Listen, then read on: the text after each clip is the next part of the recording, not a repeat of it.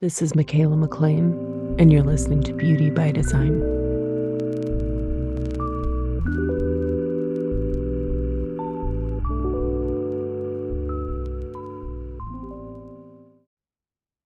Hey everyone, welcome back. Thanks for being here. It's time to talk about our next gate, Gate 47.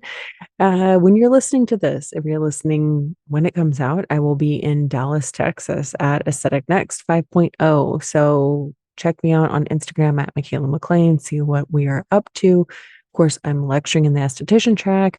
I will be teaching a workshop, energetic aesthetics. So over the moon about that. And if you couldn't be there, no worries. I'm going to obviously be bringing that training to other, how should we say, it will be presented in other manners in the near future. So if you're interested, get on the wait list. It is linked in the show notes and of course over in my Instagram bio at Michaela McLean. But yeah, hop on there so you get to be the first to know about that.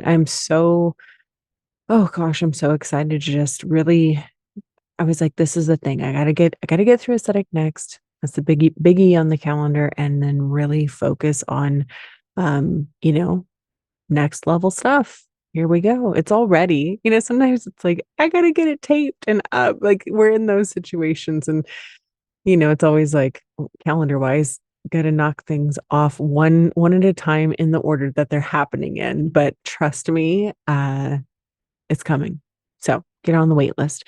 And of course, you know, check out Instagram because over there I post each week for the current gate, how to utilize this information in a really digestible way for your treatment room to apply it to clients and patients, to yourself, different things you use in the treatment room, whether that's frequencies, certain crystals, certain essential oils, whatever. So make sure you're checking that out because again, I'm distilling it down to something that's applicable to those of us in aesthetics that want to take this into the treatment room, which is what energetic aesthetics is all about.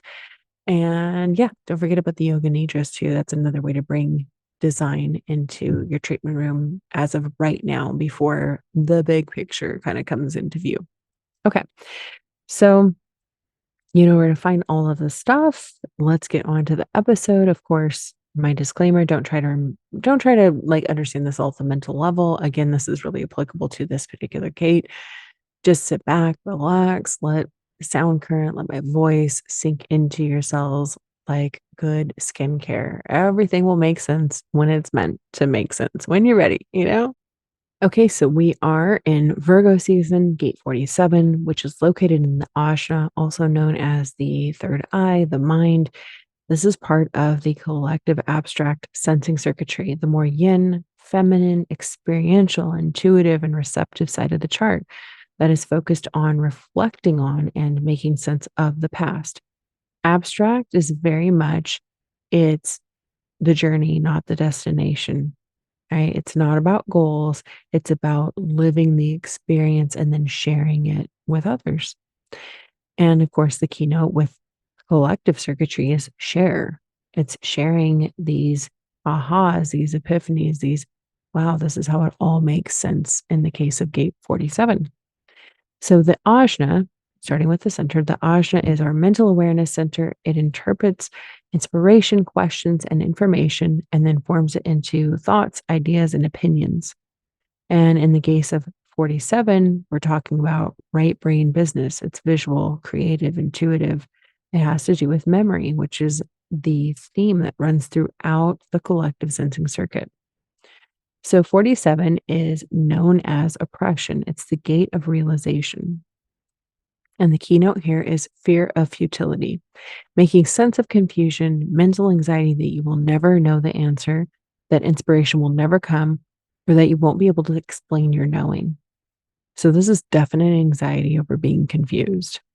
And just to point out, all three of our awareness centers. So we've got the ajna, which is mental awareness, solar plexus, that's emotional and spirit awareness, and the spleen, the instinctual survival awareness. Those all three of them, they all carry a fear element. Basically when the energy is not being used correctly, when we're not embodying them. in their high expression. And in the case of the ajna, this mental anxiety, they all have this element, of just, yeah, like you think about that type of thing. Like, how does mental anxiety feel different than, your well being? The anxiety of like, I don't feel safe versus, oh, emotionally, I feel off. Like, those are all going to carry a different sort of vibe to them. So, of course, in this case, we're talking about the mental anxiety. So 47 is taking the pressure from the questions and inspirations coming in from the head or the crown, and then bringing them down into the mind to have something done about them, right? To form them into something, a fully formed idea. So the low expression with 47 is oppressive or repressed thoughts, haunting subconscious memories. It's the shadow, right? This is negative mindset. We're always questioning, but how? Like, but how is this going to work? And how is this going to happen? And how is this going to make sense? It's like trying to come to a logical conclusion and forcing it to happen quicker than it's meant to, forcing the timing for clarity. But the high expression with this one is positive mindset, right? Relaxing into a new train of thought and having patience that clarity is coming, remaining open minded, and then just connecting the dots in between things like, oh, okay, it all makes sense now. But you can't rush that, like you can't rush those big picture things where it's like it takes time for all the puzzle pieces to come together. I keep using this reference in reference of something that I'm doing, where I'm like each piece of what I'm creating is like a puzzle piece. And if you just saw one piece, it's like, huh, that doesn't really make a ton of sense, or I don't really see what's going on there. But eventually the full picture, like the front of the box, you can see it. But that doesn't happen immediately. Like life doesn't work that way. So essentially what you're doing with this energy is alchemizing the past. This is really part of the evolutionary spiral. It's like, okay, I keep going, spiraling upward, let's hope, right? So the last episode we talked about the channel partner gate 64 has all these images from the past to remember and sort through, and then it comes down to 47. And 47, I always refer to it as like the film editor and the cutting room, where it's trying to piece it all together to make something cohesive. Or like I said, the puzzle pieces. It's like it's all there. It just takes time to come together and form into an actual image, or a scrapbooker or the yearbook editor, it's putting it all together, like reflecting on the year end and going like, what story are we telling here? How does this all make sense? And like Gate 64, this is about relaxing into the process and allowing it to happen, not forcing yourself to figure it out. Sometimes this gate gets called the gate of epiphanies or revelations. So it's like the big aha moments, right? They're meant to be shared with others. And I was thinking about it, I was like, this is, and the kids say core memory unlocked. I'm like, this is 47, core memory unlocked. And I had that happen the other day. It's like one of the 80s nostalgia accounts that I love to follow because I'm old. But I love those to watch things and I'm like, oh my goodness. There's this one gal in particular, and it's wild. I'm like, did seriously everyone in the 80s have exactly like this couch, this TV with the wooden, I don't even know what you would call it. Like TVs don't have that anymore. Like the frame, it's like this giant box and the Smurf TV tray and these particular set of glasses and this particular set of Corel dishware. If you're old enough to know what I'm talking about, I'm like, you know what I'm talking about. And then it was like watching The Price is Right. And I'm like, Homegirl has it nailed down. Like this was my childhood. This is crazy. And it was just like I said, core memory unlocked. There's certain things you're like, I haven't thought about that in forever. And yet there it is. Wow. And again, it all makes sense looking back. And that, interestingly, I'm off on a tangent here, of course. As you know, if you've been around, I like to do this. My Pisces ways, we wander. Um, but I'm like, that's a very collective thing to realize, like, whoa, like you look at the comment section on something like that and you're going, seriously, how did we all have this like identical experience? This is bizarre. This is bizarre. Anyway, clearly we didn't have as big a selection of things back in the day, from TV shows to like dishware, I guess. I don't know. All right, moving on. If you have 47 by itself, it does not connect up to the 64. What you're essentially the energy is always going to be waiting for the light bulb moments, to come in and help temporarily alleviate the mental pressure that you're going to be feeling. Okay, with the gene keys, the shadow is oppression, the gift is transmutation, and the city is transfiguration. So Richard Rudd says, in the original I Ching, this 47th hexagram had to do with how we face adversity. And one of its images was a dried up well or ditch. The suggestion is that when we face adversity in an open way, we eventually find the hidden meaning in it. Hence, the following hexagram in the sequence is 48, the well. The way we face adversity gracefully is through owning it rather than denying or deflecting it. This 47th gene key is really fascinating and points towards one of the greatest problems of humankind, the issue and purpose of suffering. Many people live their lives without even realizing they're suffering. We unconsciously try to escape feeling it in so many ways through work, the many distractions of our senses, and the multitude of projections of our mind onto the world and those around us. Rare indeed is a human being who finds the courage to look deeply into the nature of his or her suffering. The fact is, we can only come face to face with our own suffering when we embrace our aloneness. We have to look within, and when we do, we meet the 47th shadow. We begin to claim ownership of our suffering. It's wired inside of us, connected to what the ancients referred to as our karma. Let's explore this for a moment because karma is such a misunderstood term. It belongs to the collective and is both individual and collective in nature. As we go through our lives, we accrue positive and negative karma. Positive karma gets drawn up into our higher, subtle bodies, and negative karma flows out into the world of manifestation. What we call negative karma is really only low frequency vibration, the shadow quantum field. It's actually imprinted in our physical DNA as memory, ancestral memory, and that ancestral memory is then passed on through the bloodlines. Every human body comes wired with ancestral karmic patterns that are collective in nature rather than solely personal. Our body has its own karma, but that has nothing to do with our essence, which is pure. The essence inside us simply requires that kind of karma in order to live out our incarnative drama. We each get to write a word or a few lines in the great story. A great life maybe has a whole paragraph, and a life where we were a victim of our own shadows might be just a punctuation mark. What I'm driving at is that oppression is universal. It comes with the vehicle. The genius of the 47th gift is that it thrives on adversity. As its higher reaches, it really embraces challenges with glee. We know when another shadow appears that that shadow contains more light for us. We welcome them and draw them deeper and deeper inside us with graciousness. The gift of the programming partner, the 22nd key.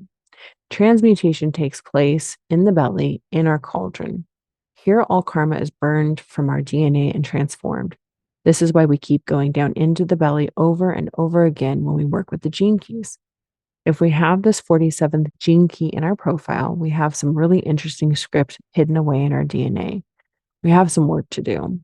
We've inherited a vehicle that is designed to overcome adversity by drawing it inside ourselves, owning it fully, and finally releasing the light inside it. One key to know is that adversity is about time. It takes a long time to burn all that ancestral anguish.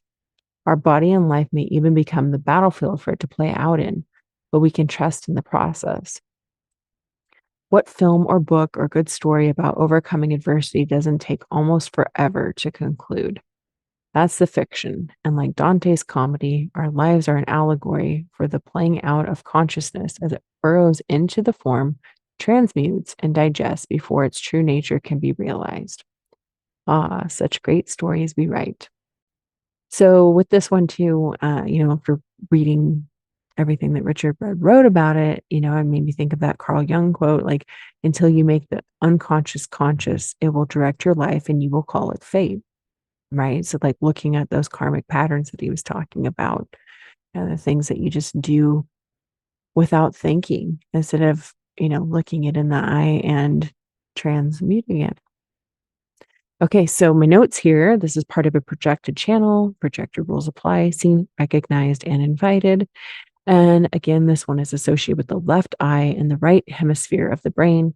So visual learners, this is a mind like a filing cabinet potentially. All right, programming partner. So if the sun is in Virgo, gate 47, the earth is automatically opposite in Pisces, gate 22. And 22 is known as grace. It's the gate of openness. And this one is open to listening when in the mood. That's always what it is. It's like this energy of beauty, grace, charm. It's lovely. I have my Pisces, my Venus in Pisces is in this gate, and I just love this gate, right? Can be a wonderful listener, it's like, oh, this magnetic energy that's very receptive and attentive. I always think it's like it's a soft space for other people to land, but it's got to be in the mood. It's individual, and this one's very subject to emotional highs and lows. It can be super antisocial when it's feeling down, which is not cute. That's not beautiful and graceful. um, so it can repress things, but when you're using it correctly, it's a blessing. It just has this ability to impact and empower others through this veil of grace and beauty, just bringing a sense of loveliness to life, right? And I always think of it as embodied beauty, like loving kindness, softness. I I like to think it's like immaculate ballerina vibes, just grace, elegance, refinement. It's exactly what we need in this world. It's just so harsh, at times. Anyway, the gate that completes the channel is Virgo gate 64, forming the channel of abstraction. And 64 is known as before completion. It's the gate of confusion. This is abstract pressure to make sense of the past and to resolve chaos and confusion. So with this one, up here we've got where the inspiration, the questions, all of that's it comes in up through the head center up at the top, and it's receiving downloads, it's channeling, images, memories, and then all of that confusion where you're just like, I don't know. I always think with these people, it's like you're probably not even you're visual. You're not even necessarily thinking in words. It's like mental images, it's pictures and things. And then all that comes in, right? And then it's just up there. It's like the idea is to relax, don't force it. You need to just enjoy sitting within that sort of like that level of confusion essentially, and not be in a hurry to figure it out because it's all about divine timing and the clarity coming when it's supposed to. So essentially what's going on between these two is that 47 is in the mind. It's going to reach up and it's going to take the inspiration that 64 is providing it, bring it down to the mind, do something with it. So like I said, the last time we're talking about 64, and just this last episode, it has all these images to remember and to sort through. And then 47 is the film editor. Here's our scrapbooker. Here's our yearbook editor. Here's the one that's like, all right, I got to take all this and figure out how it all goes together, right? Like how are we going to tell a story here? And again, the whole channel is just relaxing into the process, allowing it to happen, not forcing yourself to figure it out or be on some sort of timeline. That's not what we're doing here.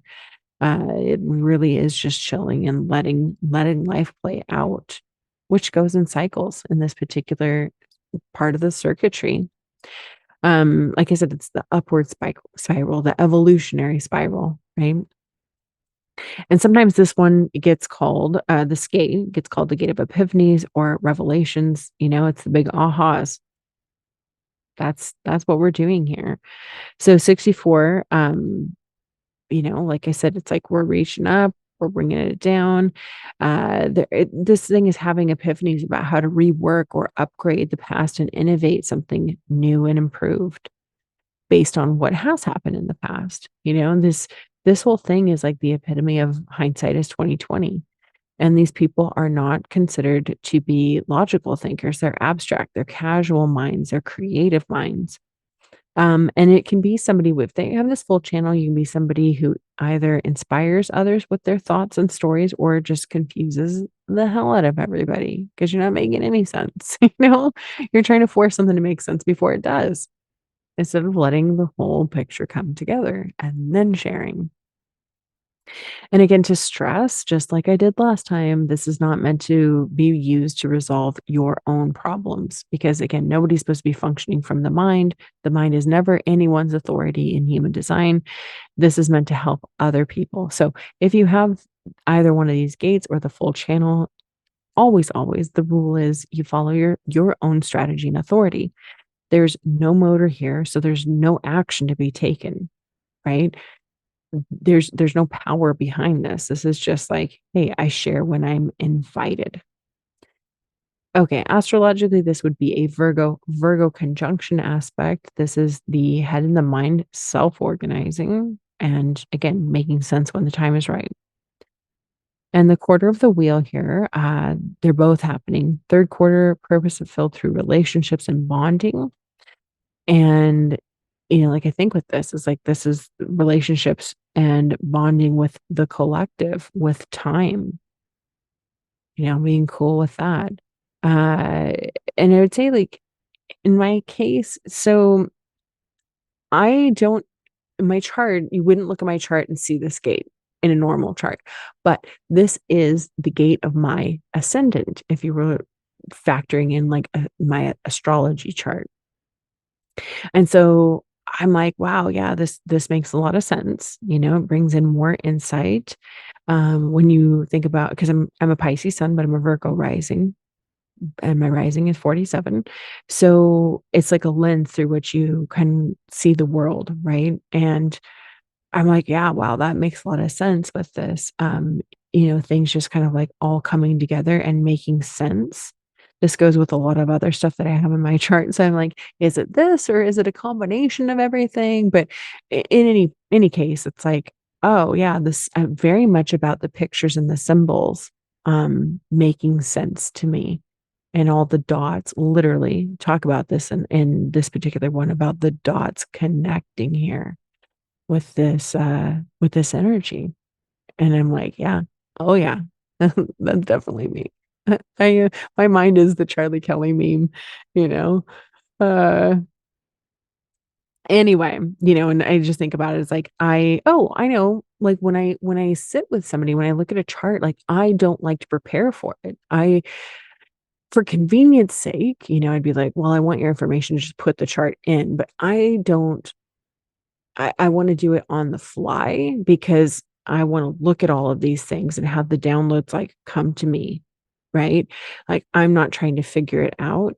I'm trying to create the space and basically, like, leave it to be unknown, and then it's like, "Oh, well, this makes sense. This comes together, and this is how it all works." And seeing, like, is it the images and the symbols? Like, when you know this stuff deep enough and, like, that speaks so much to you, like, to see, say, like, the Virgo glyph, the symbol. Like, I don't need the words. I know what all that means. So it's just really fun, different. I mean, obviously, we're all created so different and how our minds and everything work so differently and how we're supposed to interpret information. I don't know. I'm rambling here. Sorry about that. Anyway, those are my thoughts. Do you have it in your chart? Look up at the mind, the ajna, the third eye. On the top left, it's going to be 47 is aiming up towards 64. Is it colored in black, red, or red and black? Means you have it. If it's not, you don't. But look at 64. Maybe you have that one colored in. You would have the full channel for approximately 6 days. And maybe you don't have any of it. Maybe you're experiencing it through other people, through the transits, what have you. Always, take a look at the people around you and their charts and try to understand this more in like a real and embodied way. When you look past yourself and you start to notice it all out in the world, it's like, wow, this makes so much sense. And like I said in the last episode, I think for people wanting to bring any of this into the treatment room, and again, this is what I'm building on with energetic aesthetics, but it will all make sense when you understand your patients or clients super deep. game changer. But watch this space, hold that thought. We'll come back to it. Okay. So, of course, I'll be back soon with more. If this episode was valuable to you, if you were able to stick through with me in my rambling, I would love it if you'd leave a 5-star rating and review on Apple Podcast. It helps so much. Yeah, that'd be super sweet. Like I always say, it's just like I do this because I love it. And that helps get the information out to more people and just bring more awareness to this work and this wisdom and insight. Amazing. I would really appreciate it. Okay. And of course you can just share it with a friend or put it on Instagram. Anything is appreciated. You can get all the other things. If you want to learn more human design, start with the free guide, and that will take you where you need to go from there. Over on Instagram at Michaela McLean. Link is in bio. Everything is in the show notes. You can find what you need. All right. Until next time, of course, have a beautiful day.